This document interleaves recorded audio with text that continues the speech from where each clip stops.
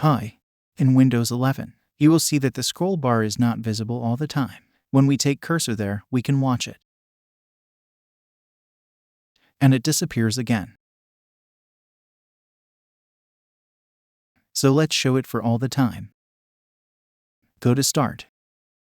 Type Scroll, and Always Show Scroll Bars will appear. Simply go there.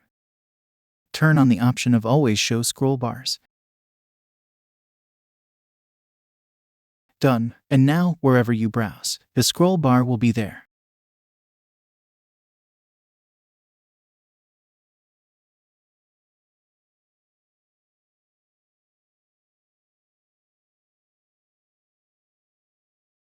But when you do not need this, simply switch it off by the same procedure.